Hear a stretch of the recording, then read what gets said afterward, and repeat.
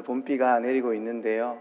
이 시간 성령의 단비가 우리의 마음 가운데 임하기를 주님의 이름으로 축복합니다. 우리는 일상을 살아가며 참 많은 선들을 그으면서 살아갑니다. 다른 누군가와 보이지 않는 경계, 그 경계를 끊임없이 설정하는 거죠. 도대체 우리는 왜 보이지 않는 선을 그으며 살아가는 걸까? 라고 그렇게 질문한다면 너무나도 다양한 사례와 이유가 있을 테지만 가장 기본적인 이유는 철저히 생존을 위한 행동이 아닐까라는 생각을 해보게 됩니다. 내가 살아남기 위해서, 나의 평안과 이익을 위해서 본능적으로 선을 그으며 살아가는 거죠. 우리가 얼마나 본능적으로 선을 그으며 살아가는 것에 능숙한 사람인지를 우리의 일상생활에서 한번 떠올려 본다면 우리가 늘 애용하는 엘리베이터를 탈 때가 아닌가라는 생각이 들었습니다. 엘리베이터를 타려고 할 때 그런 적이 있으시죠? 막 문이 닫히려고 하는 순간 막 뛰어가면서 잠시만요 하셨던 기억이 있을 겁니다. 그때 문이 착 열리면 너무 고맙죠. 그런데 반대로 탁 하고 닫히는 순간을 경험해 보셨을 겁니다. 반대로 엘리베이터 안에 타고 계실 때 누군가가 오는 인기척을 느꼈지만 내가 너무 바빠서 나도 모르는 사이에 우리의 손이 열림이 아니라 닫힘을 향해서 막 누르고 계셨던 순간이 없으셨나요? 저만 그랬던 것 같기도 하고요. 저는 몇 번 그랬던 것 같습니다. 네. 어떤 분들은 엘리베이터를 다른 누군가와 함께 타는 것 그 자체가 불편해 하는 이들이 있다고들 합니다. 그래서 누군가 오기 전에 얼른 닫아버리는 거죠. 그래서 의도적으로 먼저 닫아버린다고 합니다. 가벼운 일상에서의 자리재소조차 다른 이들과의 선을 끊임없이 만들려는 모습일 테죠. 이러한 현상이 단순히 세상에서만 일어나고 있는 걸까요? 교회 안에서도 우리는 쉴 새 없이 보이는 선을 긋고 있지는 않는가라는 이야기입니다. 교회의 부흥을 위해 기도하지만 새가족이 왔을 때 아무런 편견 없이 누군가를 받아주는 일, 그 일이 얼마나 어려운 일인지를 잘 알고 계실 겁니다. 신천지가 아닌가 하면서 이렇게 뭔가 이상한데 하면서 유심히 보기도 하죠. 처음에는 주님의 이름으로 환영합니다 라고 노래하지만 얼마 지나지 않아서 익숙한 사람, 익숙한 이야기를 나누는 것이 더 편하다 보니 추억을 공유하지 않은 새가족들은 어느새 소외되기 일쑤이죠. 교회 내 소그룹 안에서도 이러한 현상은 쉽게 일어납니다.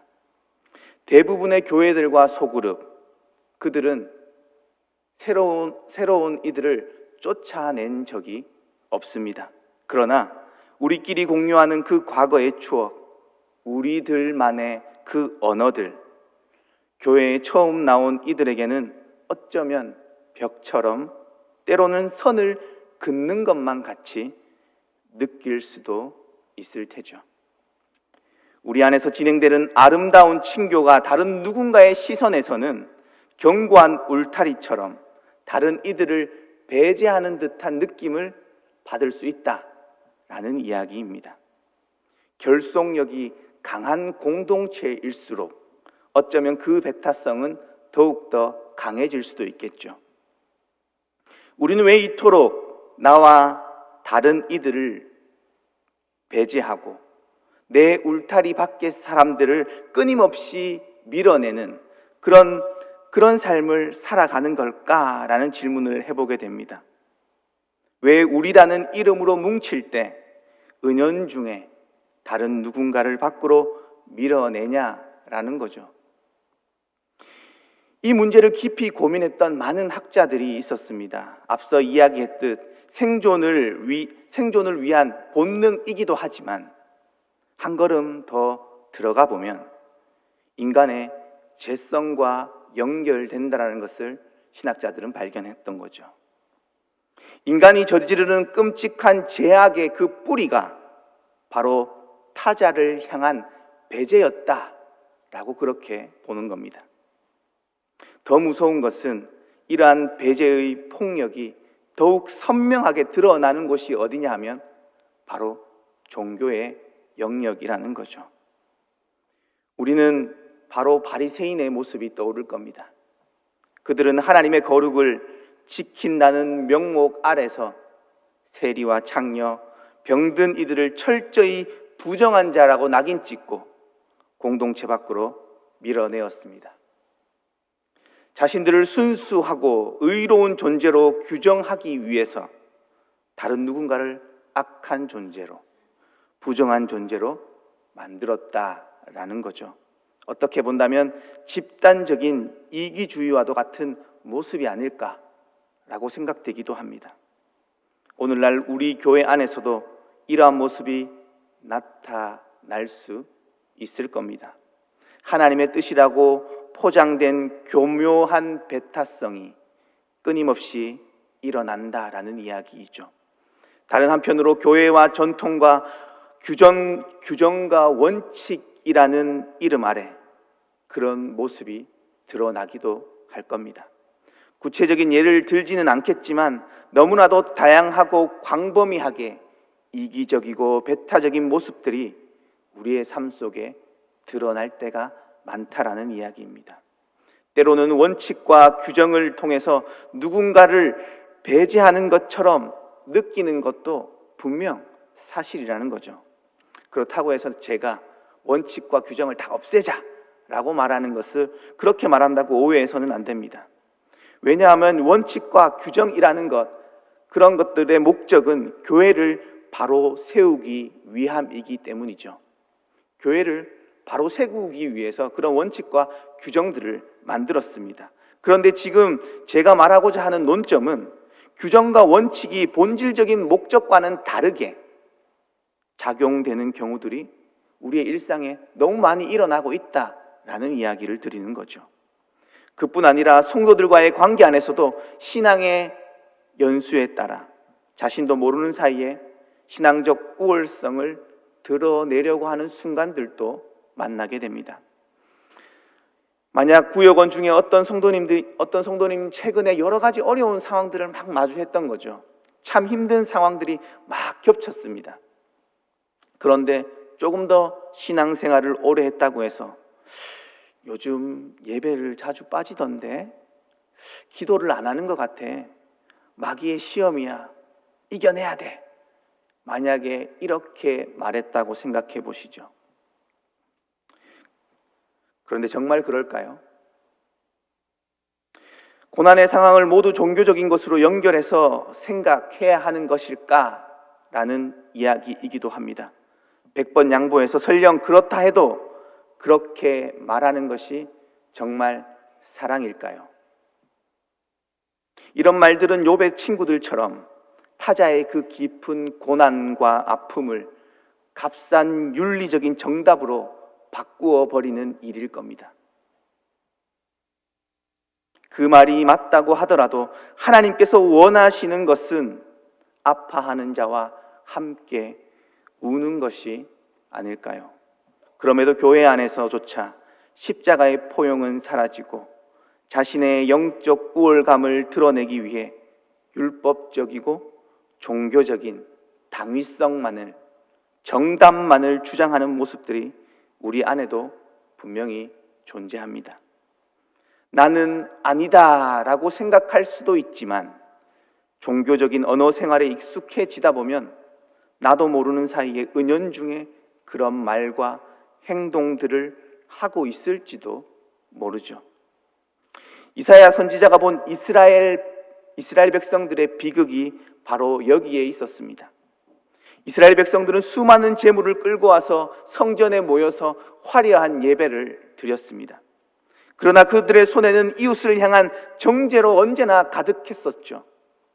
하나님은 이사야 선지자들을 통해 그들의 위선을 고발하셨습니다.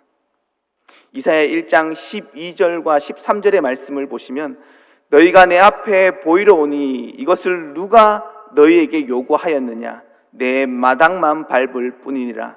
헛된 재물을 다시 가져오지 말라.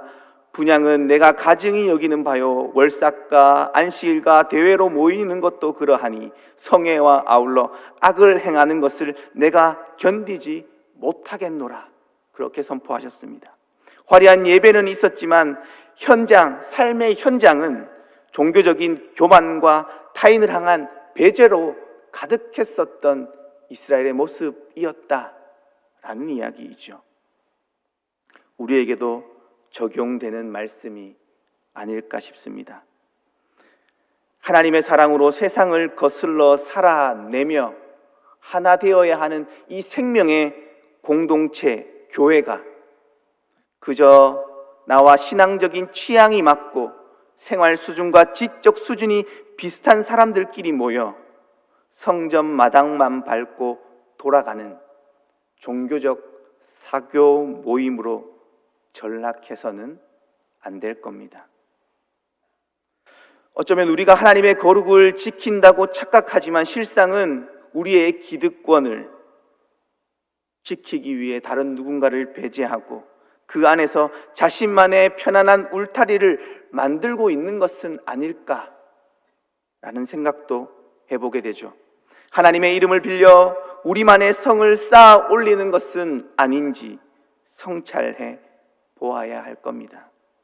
어쩌면 우리 모두는 누군가에게 온전히 받아들여지기를 바라지만, 나는 누군가에게 수용되고 받아들여지기를 바라지만 나는 다른 누군가를 온전히 받아들이지 못하는 것, 그것이 인간의 비극이 아닐까 싶습니다. 서로 다름을 수용하지 못하는 우리의 실존이죠. 이렇게 누군가를 배제하고 자신만의 견고한 성을 쌓고자 하는 인간의 이기성, 그 이기성을 우리는 어떻게 벗어날 수 있을까요? 우리는 어떻게 누군가를 끊임없이 밀어내고 배제하고자 하는 그 삶으로부터 벗어날 수 있냐라는 말입니다. 우리는 율법의 잣대로 서로를 찌르고 배제하는 이 숨막히는 현실에서 어쩌면 스스로 빠져나올 힘과 능력이 없을지도 모릅니다. 오늘 읽은 에베소서 2장 14절 말씀은 우리에게 그 길을 보여주고 있습니다. 그는 우리의 화평이신지라 둘로 하나를 만드사 원수된 것 곧 중간에 막힌 담을 자기 육체로 허시고, 우리가 쌓아 올린 그 견고한 담을 허무시는 분, 그분이 바로 예수 그리스도라고 바울은 강력하게 선포하고 있었던 것이죠. 우리가 살기 위해 겹겹이 쳐놓은 그 교묘한 배제의 담들, 예수님께서 친히 자신의 육체로 그 자신의 육체를 찢기심으로 완전히 무너뜨리셨다라는 이야기입니다. 여기서 바울이 말하는 중간의 담은 단순히 은유적인 표현만은 아닙니다. 당시 예루살렘 성전에 실제로 존재했던 거대하고도 살벌한 돌담이 있었습니다.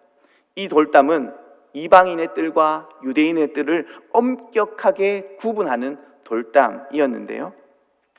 이 돌담은 약 1.5m 정도의 높이였고 담장 곳곳에는 그림에서 보는 것과 같이 이렇게 헬라어와 라틴어로 경고문이 새겨져 있었습니다. 그 내용이 어떤 내용이었냐면, 어떤 이방인도 이 담을 넘어 성소로 들어갈 수 없다. 만일 들어오다 적발되면 그는 반드시 죽음을 면치 못할 것이다. 그 책임은 본인에게 있다.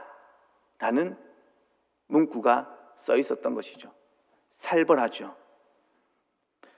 바울은 이 담장이 얼마나 무서운 것인지 누구보다 잘 알고 있었습니다. 사도행전 21장을 보면요, 바울이 예루살렘 성전에 갔을 때 유대인들이 바울을 죽이려고 폭동을 일으킵니다. 그 이유가 무엇인지를 혹시 기억하시는지요? 바울이 에베소 출신 이방인 드로비모를 데리고 거룩한 담장, 그 담장을 넘었다라고 유대인들이 오해했었기 때문입니다. 이처럼 성전의 돌담은 정결한 우리와 부정한 그들을 가르고 넘어오면 가차없이 죽여버리는 철저한 종교적 배제와 혐오의 담장이었던 것이죠. 그런데 예수님께서 십자가 위에서 예수님의 육체를 찢으실 때 어떠한 일이 일어났었나요? 성소와 지성소를 가르던 그 휘장이 찢어졌습니다. 하나님과 우리 사이의 수직적인 담장이 무너졌던 거죠. 그뿐 아니라 유대인과 이방인을 가로막고 있었던 그 거대한 돌담마저 산산조각 내셨던 것이죠. 십자가의 사건은 유대인과 이방인, 정결한 자와 부정한 자, 가진 자와 못 가진 자를 나누는 그 경계선을 모두 지워버리셨던 사건이었습니다. 우리 안에 막힌 담을 허무시는 하나님의 그 놀라운 은혜는 어쩌면 성경 전체를 꿰뚫고 있는, 관통하고 있는 하나님 나라의 핵심 원리가 아닐까 싶습니다. 구약을 보면 구약의 요나 선지자를 너무나도 잘 아실 겁니다. 하나님은 요나에게 니느웨로 가서 하나님의 말씀을 전하라고 했습니다. 그러나 요나는 거절했었죠. 왜 그랬을까요? 이스라엘의 원수이자 악한 니느웨가 회개하는 꼴을 요나는 도저히 볼 수 없었던 것이죠. 내가 미워하는 그 누군가가 하나님께 용서받는 것을 도저히 보기 싫었던 거죠. 그래서 대충 말씀을 전하고 언덕 위에 팔짱을 끼고 앉아 있었습니다. 요나는 어떤 마음으로 거기 앉아 있었을까요? 저 악한 니느웨 백성들을 하나님께서 불을 내려서 멸망시키는 것을 내가 여기서 지켜보리라 하는 그런 마음이 아니었을까라는 생각을 합니다. 팝콘각이죠, 그죠? 팝콘각. 직관하겠다. 그런 마음이 있었을 겁니다. 그런데 웬일이죠? 하늘에서 불벼락이 떨어지기는커녕 하나님은 그 악독한 원수들마저 불쌍히 여기시며 용서하시고 넓으신 그 품으로 모두 끌어안아 버리셨습니다. 하나님의 사랑은 요나의 마음에 옹졸하게 세워두었던 그 막힌 담을 완벽하게 부수어 버리셨습니다. 초대교회는 어땠을까요? 초대교회의 중심이었던 베드로 역시 율법을 배제의 기준으로 삼았던 모습들을 보게 됩니다. 사도행전 10장에 보면 하늘에서 보자기가 내려오는 사건을 잘 아실 겁니다. 그 안에 여러 가지 먹을 것이 있었는데 하나님이 먹으라고 하셨는데요, 율법의 기준으로 부정한 것들이 그 안에 분명히 있었던 것 같습니다. 그래서 베드로는 먹지 못하겠다라고 이야기했었죠. 하나님께서 베드로에게 이 환상을 보여주셨던 목적이 무엇이었을까요? 초대교회 안에 보이지는 않지만 깊이 자리 잡고 있었던 이방인과 유대인의 담을 허물기 위한 하나님의 계획이셨을 겁니다. 베드로는 고넬료의 가정에 복음을 전하고 성령이 임재하는 것을 보고 하나님은 어떤 조건 없이 하나님을 경외하는 모든 민족들을 수용하고 받아주시는 분이시구나 라는 사실을 깨달았습니다. 그때 하나님께서는 수천 년을 이어왔던 이방인과 유대인의 장벽을 무너뜨리셨던 거죠. 사랑하는 제1의 성도님들, 우리의 막힌 담을 허무는 유일한 길, 그 길은 하나님의 사랑이며 그 사랑의 정점에는 바로 십자가가 있습니다. 우리가 그어놓은 선, 이원론적인 사고, 배제의 원리대로라면 우리는 어떻게 되어야 할까요? 거룩하신 하나님은 부정한 우리를 향해서 영원히 선을 그으셔야만 했겠죠. 우리야말로 하나님의 나라에서 완벽하게 배제되어야 마땅한, 심판받아야 마땅한 죄인들이기 때문입니다. 그러나 하나님은 우리를 내치지 않으셨죠.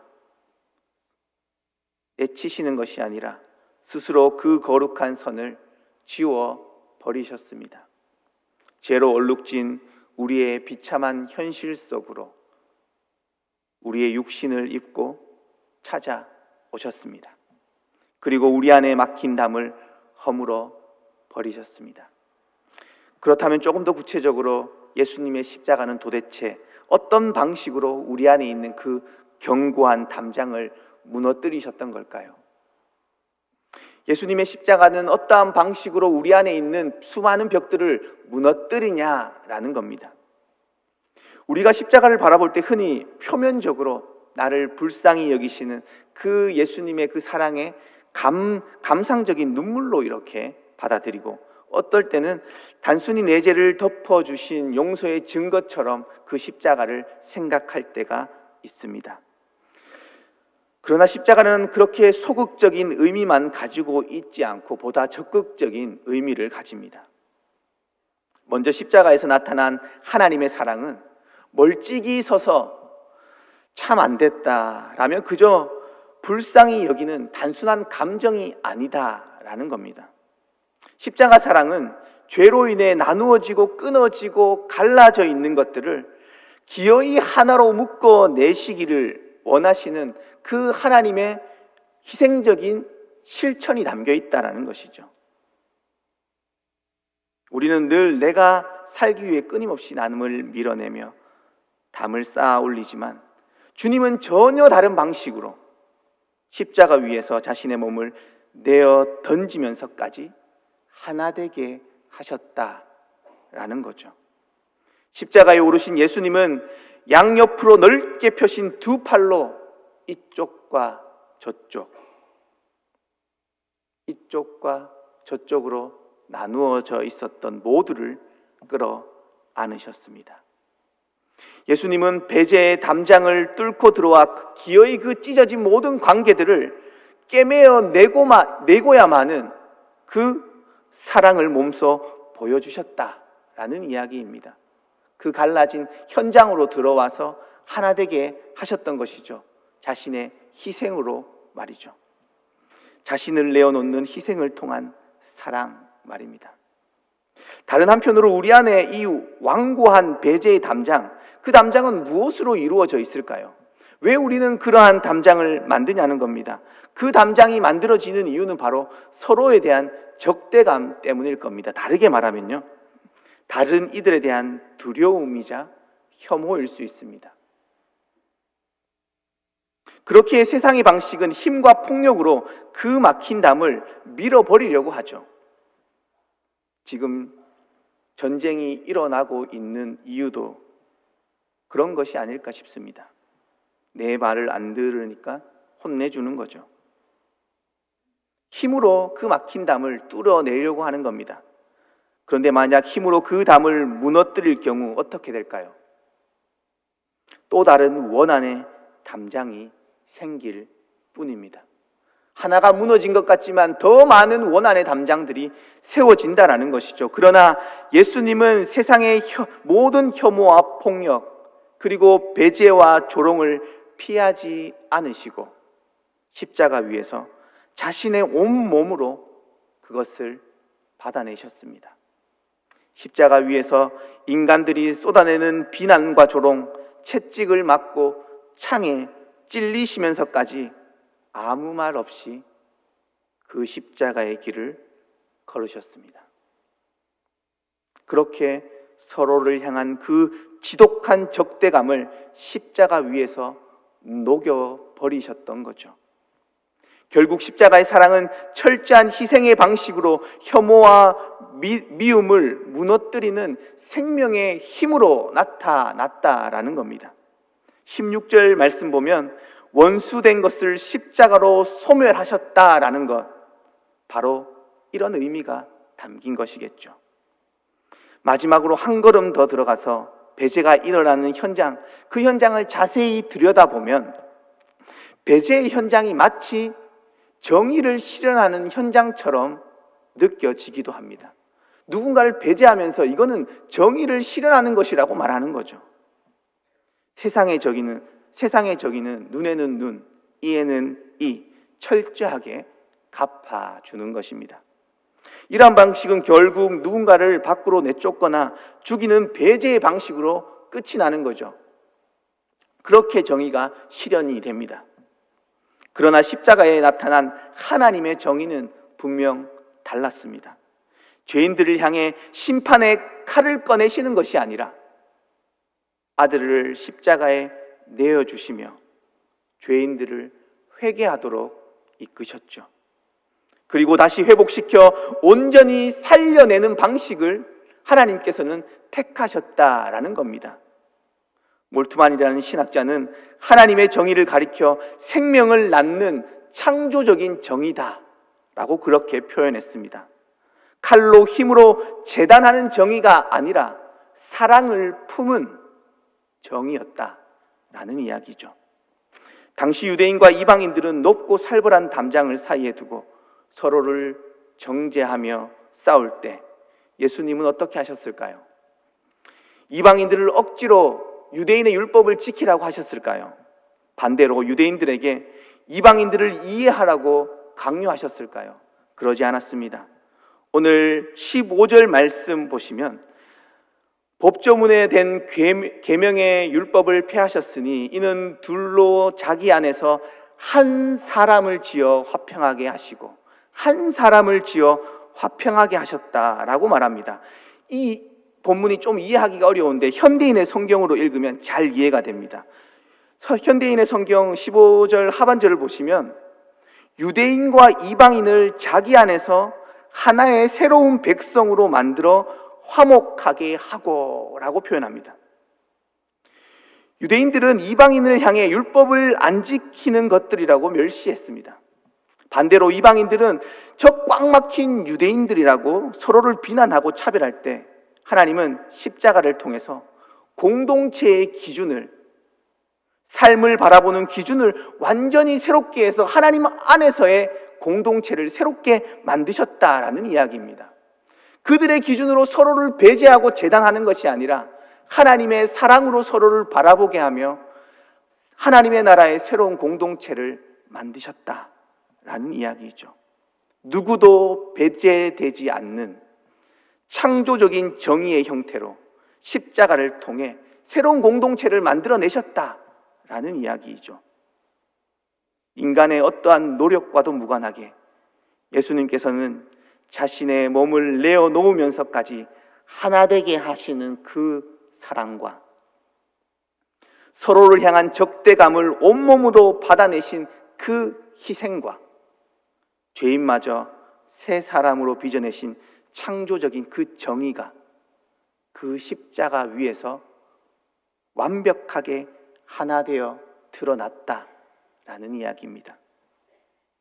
이것이 십자가의 능력이자 신비일 겁니다. 이렇듯 우리는 모두 십자가 앞에서 온전한 수용, 받아들여짐을 경험하게 됩니다.